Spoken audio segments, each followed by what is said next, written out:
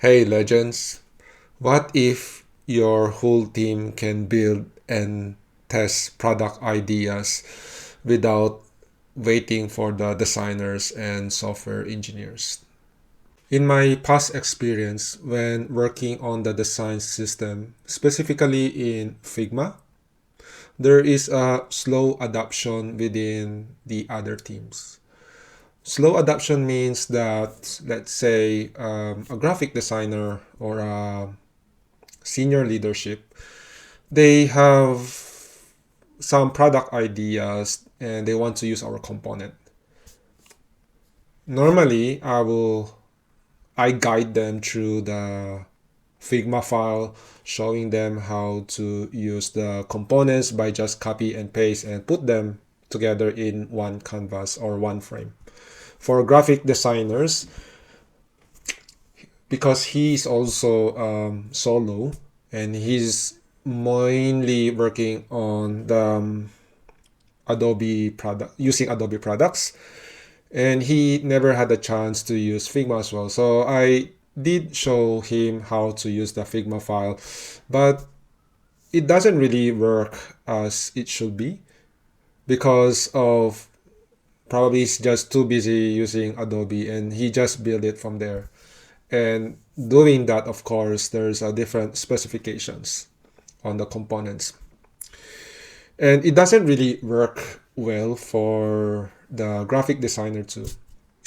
Another scenario where a product manager wants to try and build some product ideas using components. Usually they can do it themselves time to time, but they struggle much. I can see that they're spending time learning to use Figma where they just want to do simple things. And I think that's the barrier at the moment. And then for the prototype version, let's say if I want to do a prototype testing, usually I set it up through the Figma prototype as the traditional. And yes, I can do it with the Figma Make. So let's say this is just an example. So I grab the components or the page that I build, I just copy and paste that design, and then I ask it to generate a page of this, and this is what it looks like. Of course, I have to make some refinement with this. Yes, I can do that myself as a product designer. And I say, okay, can you move this button? So I just have to prompt it. Sorry, I don't have much credits.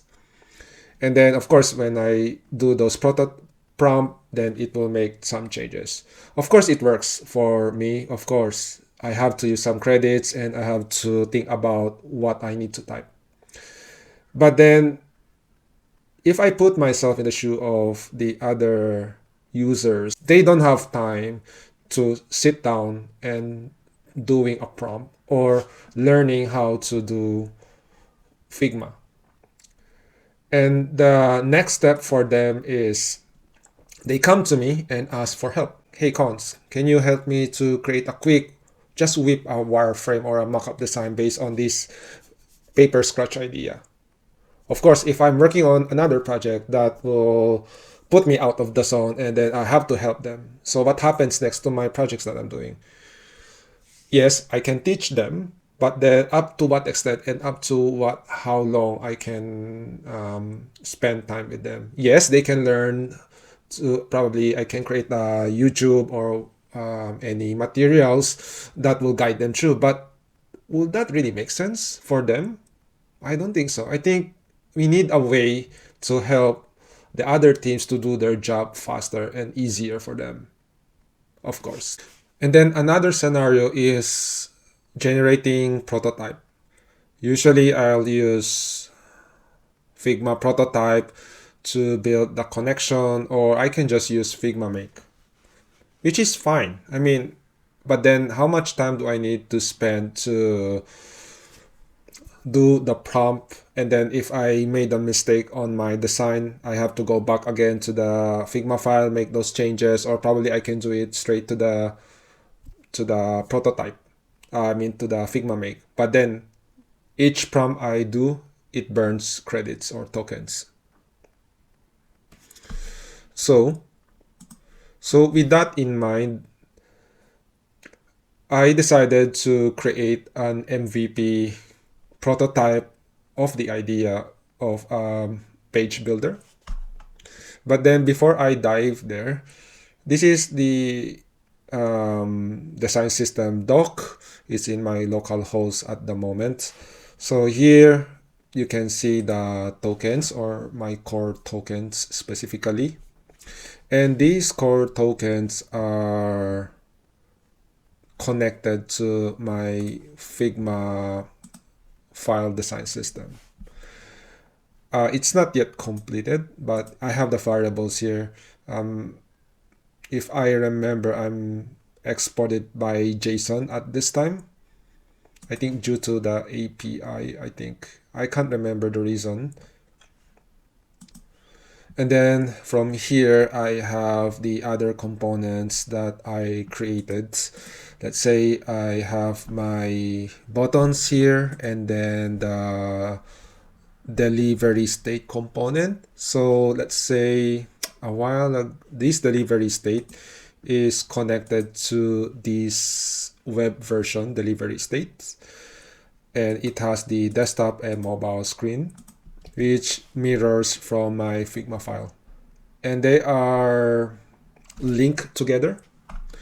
Another example is these mail cards here, and this is linked to my document here on the mail cards, where I can add and remove them, and I can change the branding.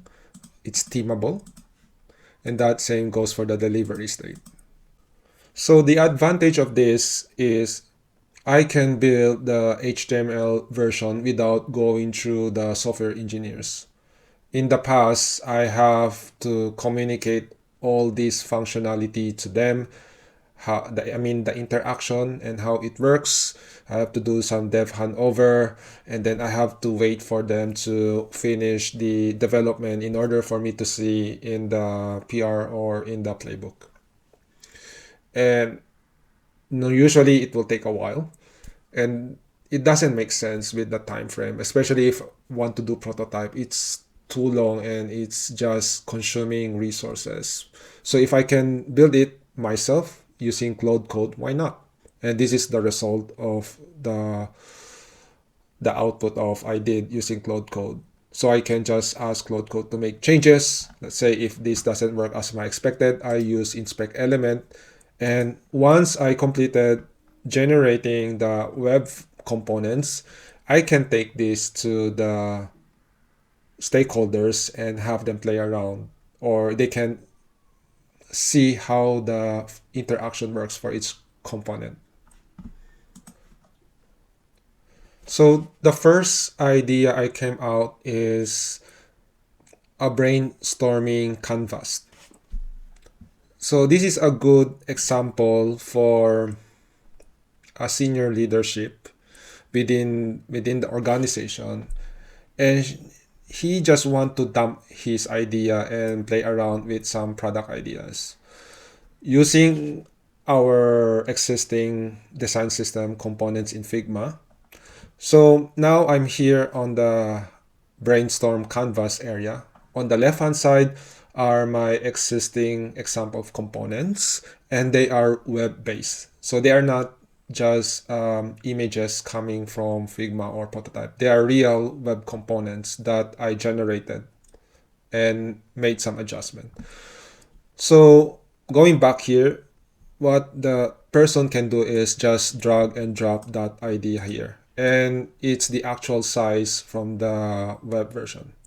So let's say, okay, I want to include the delivery state component here. I have that idea, and oh yeah, this is the screen. I want to show the desktop header, so to make sure that we are on the proper website.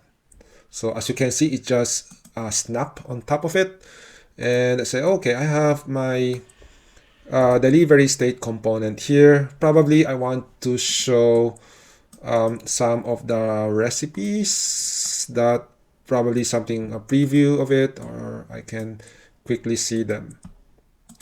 So you can just drag and drop them here on the side. So again, this is just a brainstorm idea that they can dump in. Let's say from here they can add pill badge as an example, and then they can move around the screen. And they can also add more like a fill button if they are experimenting something, and an outline button as a secondary action for another stuff. And from here, let's say, okay, I have this idea. Oh, this is a really nice, probably this is just a product idea that he thought about it. And then he wants to see the actual preview. He just click the screen, that particular screen, and then on the right hand bottom, click publish view. For now, it's a model window that shows what the screen will actually looks like. But ideally, this could be just open a new tab with this functionality. And all the components here are the web base. I can add, remove, most likely fill buttons will not work at this time. So this is the concept for the brainstorm. So this, I think this is a really good value proposition for the senior leadership or someone who just want to play around with their product ideas. So the next one is after the brainstorm. Another concept is, let's say I go to a page builder, and assuming you have some knowledge in page builder web applications or web builders like Webflow or WordPress, you can create your own page builder using the design system components. To do that, let's say you create a new project, let's say demo, create project, and then I go inside the demo, then I will create a new page. So let's say this will be the home screen, create and open. So now I'm here on the canvas area. On the left hand side are my library of components. So I just only have a few of them. At the right hand side will be my controls configuration, and at the bottom will be my navigation. So what I'll do is I'll just drag and drop the desktop header. It automatically snaps at the top of the screen.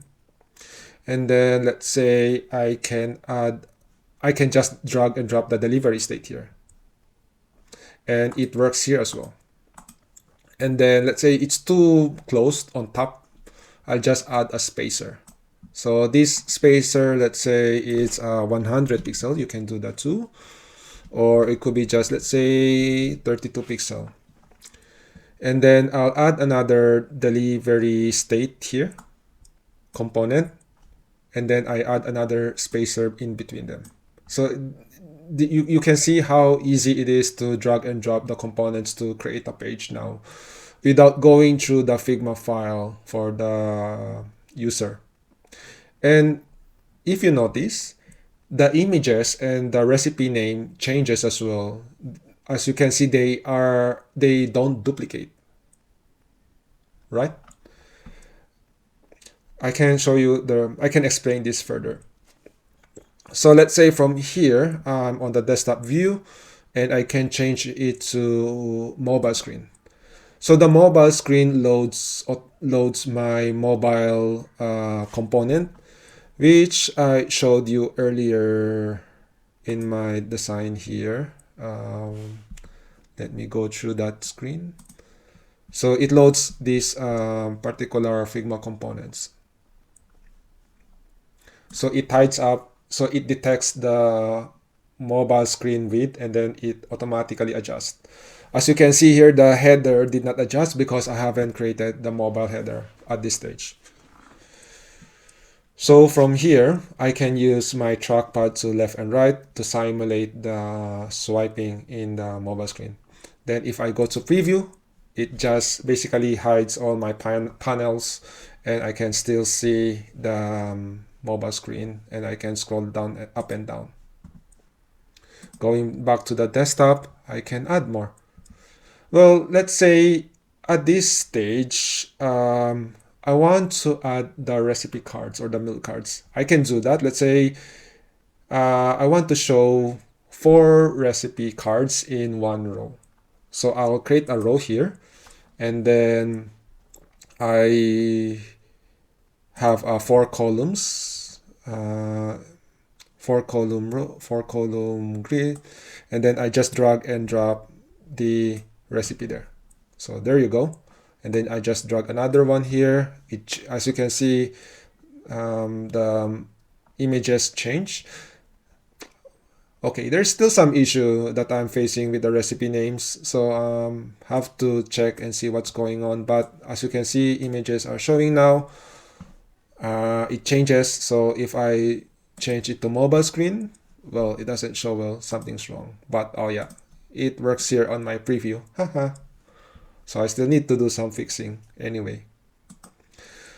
But then going back here on the desktop, it works well. And on my milk cards or the recipe cards, I have this desktop version and I have the mobile version. So it automatically adjusts as well. Going back to the page builder, let's say I want to see this mock-up design in real screen size or real desktop. All I need to do is just click publish. If I publish, it will generate the actual screen size of the components. And from here, you can just, there's still a problem there. Sorry about that. But again, this is just a prototype, so I can just make the screen smaller and it works as a responsive.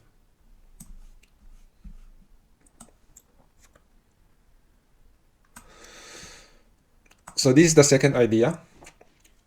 And the last idea is going back here in my design, in my Figma.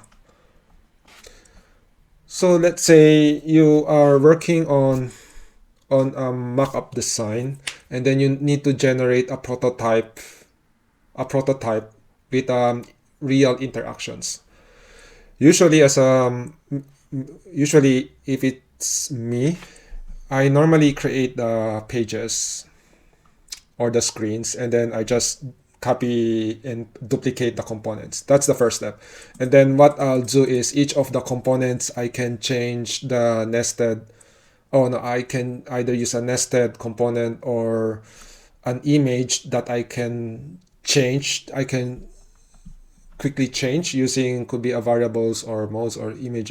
I mean variable for the string, and then images for the recipes. But the problem with that one is just it's taking so much time, right? I have to do it manually or a couple of them, and it's a challenge. Then you have to do that just to change each of the image. And then you go to another screen. Let's say you're on the recipe cards. You have 4 or 5 items here. You have to do that as well. Okay, probably I want to change it. I don't want this look. I need to make it change to simulate the real recipe. And sometimes it takes time, I would say. So this concept, this idea solves that problem. So let's say what I'll do is I'll grab the whole canvas, and then I go to dev mode, and then I just copy the URL. Then go back to the projects. I create a new project. Let's say demo 2. Go inside the demo 2 project, and then import flow, import Figma. I'll just paste the URL and fetch frames. So what it will do next is it will import all the Figma file. I mean those 2 screens that I created just now. So now I imported, and then I go inside Viola. It created the HTML version of the Figma file of the screen a while ago here. And as you notice, there are 3 of them. And if you notice, all the images are unique now and with the recipe names. Of course, there's still some small tweaks that needs to be done, but they are good enough. Let's say I go to the next screen here, I have the what do you call this, the 4-column grid. But because this one did not simulate properly, but it shows here, so what I'll do here is I just add a column, so to give some space here, and I have that generated recipe cards here. So this is the whole idea of the concept that I'm working on at the moment as for my personal project. And if you want to work with me with your organization problems with the workflow, I'm happy to work with you or anyone. So to quickly explain the high level details of how everything makes, how does it make sense with all these things going, and how did I link them up? So let's start off, let's say, going back to my Figma file. And then it started from the Figma file, right? So I have the Figma file with my components. So let's say I have my component here that you see a while ago, where I have the recipe cards, where I have the image, and let's say I just have a button here. Let's put up a button and make it distinguish. And so let's say this is the Figma component that I generated. And then what happened next is it create a browser version of this component.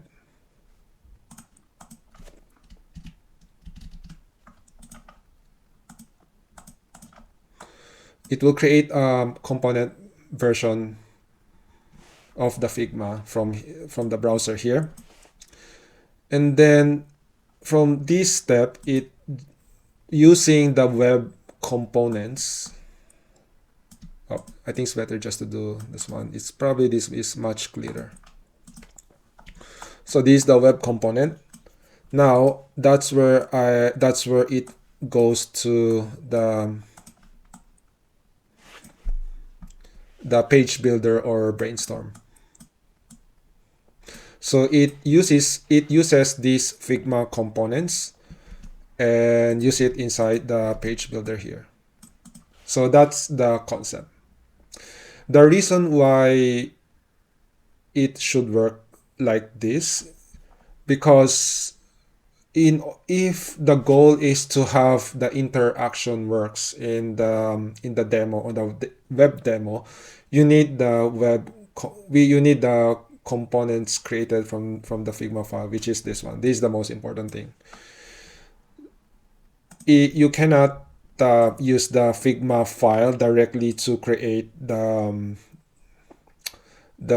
page builder or the Brainstorm, because if you do that, it will just generate an image, and if it's an image, it will not work well on responsive, and on top of that, it's gonna start looks like a pixelated, and it's better to have a web version. And then from here, I have going here, I have a cloud code skill.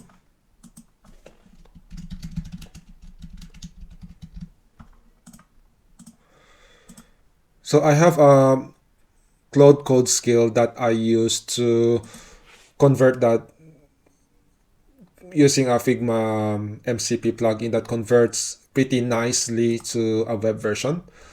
And once it's converted, it was pretty accurate, except like if you have like a very fancy complex component auto layout and frames that could potentially, you may need some work around it, or some features that might not interpret well by the cloud code, but it's still usable if you train or add some additional instruction.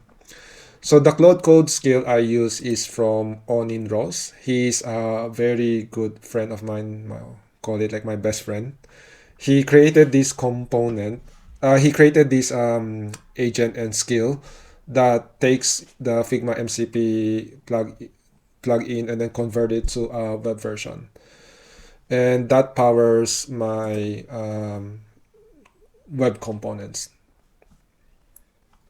So going back here, once I have that Cloud Code skill, I just put it nicely here.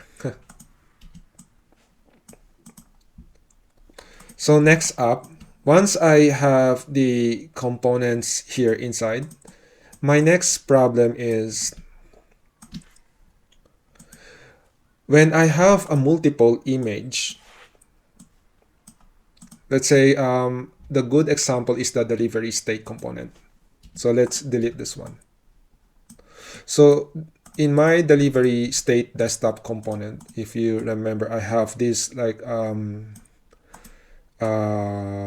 component. I have the button here, first and second button, and then I have a bunch of image here, right? Like a thumbnail images. And my challenge here when I first test this out was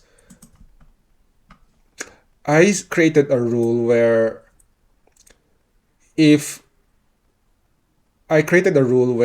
the images cannot be duplicated. I want a unique image for each thumbnail, which really worked well for this particular delivery state.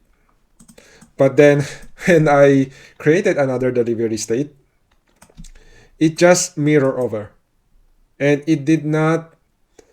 It's either, if I remember correctly, it's either it mirrored or it duplicated. It did not work. I was like thinking about it. What's going on? Like, what's the reason behind why these two showing same images? And then I realized that because this component do not communicate to the another component. So that's the problem. And then so I asked Cloud Code and see if there is a Figma ID for each of the component, and how does it work if I duplicate that component. And if I remember correctly, Figma has a unique ID for the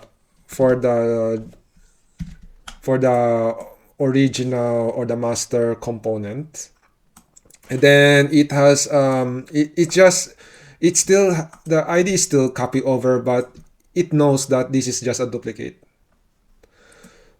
So taking that idea after asking Cloud Code, okay, which means that we need a container or some way to identify if there is a multiple component, do this thing. So I asked, so what I did is I have a container, or like, let's say like a database table, where if there is more than two components of the same ID, the main ID, do these things. For example, do not duplicate the images and the recipe names, making sure that they are unique. And then if you ask me about what about the recipe images and the names, how could you put them together? How will it know that these images has the correct recipe name? The simplest solution is just basically use file name for the recipe name. That's it. For that image, you have the image, you just have that file name, and then ask Cloud Code to remove the file format when displaying it in the component, and that's all how it works. So the next step for me is because it's quite fun doing this experiment, and now I'm taking it to another level. Well, I can show it to you, but it's not fully functional at the moment. So let's say I go back here. So let's say I'm here on the recipe. I'm here on selecting my recipes. So another idea I'm thinking of, how do I make some of the data to be more dynamic? Or something like, if I add a meal here, something will change. Let's say if I add a meal here, you can see the cart screen, the number of meals have been added. So this is another idea that I have at the moment. You can just quickly add meal, and then you just keep on adding until you reach 5. So my initial idea at the moment is anything that is increment or decrement, anything data manipulation or going on, it will spit out some data that these are the available values or data that you can use all throughout to other components. Let's say from here, if I go back, so let's say this recipe cards has a functionality of add and remove number of recipe, like increment, decrement, I said earlier. And I want this component to interact with those changes. So the idea is you click this component and you select like on change, and then it will increment the cart. So that's the concept I'm working on at the moment. It's not functionally working properly. I'm still on the phase of working it out. And probably I'll show you on my next video once I solve that big piece of problem. So let's say in my case, I'm the only designer. So I have to pay probably, let's say, organization enterprise. But then I'm thinking about the API access, which is only available in enterprise. So let's assume I'll get the most expensive one, which is $90. So for the enterprise, I'm paying $90. I'll just make this calculation simple, like not gonna do any complex one. So if I'm a designer, I pay the company pays $90. Probably what you can do is you have another account for the developers to share. And then let's see, that could be DevSip $35 if that's how I understand correctly. And then you have another, let's say you have each team, probably you have another $90 for each of the team. Probably let's just make it, there are 3. There are, let's say, you have extra 3 access to in your organization, let's say. I mean 3 in total, including you. So probably that is not enough. So let's just make it simple. So 9, 3, 27. So 270, 300. So you are paying about $305. And how much is that? $305? Is that for month? Oh yeah, it's for month. So total is USD $305, and I'm living in New Zealand. So if I convert this to New Zealand dollars, and that will be 305. $517. Ooh, that's a lot of money. So in NZD, that's 500. What is that? $570. Man, that's a lot of money. That's a lot of money. And then assuming that they're not using that much, and you're burning probably at least $9 to $1,880. You're burning about $180. And assuming that you only have one dev that is shared to all the developers sharing one account. So this is the total cost. And then on top of it, you are paying the API cost for God knows how much you're paying for creating the Figma Make prototype. I have no idea, to be honest, about how the AI credit pricing. If you have idea how much you guys are burning, please feel free to leave a comment in my video, as I have no idea how much it costs because I never use it. But then if you have the web platform, all you are paying is assuming that you are the designer or developer. Let's just give the developer another account. So you're just paying $90 for one person, which is me, and just a one designer as for my case, and $135. So how much am I paying? So that's around 90, 110, 125. That's only 125. That is almost more than, I'm saving about more than 50%. So 125, that is $212. That is more than 50% saving for the company. Well, assuming that you're still, you have the electricity, you're using Cloud Code, but that's fine because you're using Cloud Code for other projects as well. Let's assume that you're doing this locally as well. So with the web page builder platform for your stakeholders to use, and they don't need extra seat to pay for this Figma price, right? You're saving a lot of money. You're saving some money for the business while giving them more value with the interactions and the prototype. That's a lot. So equals you're saving money, you're saving costs, and you're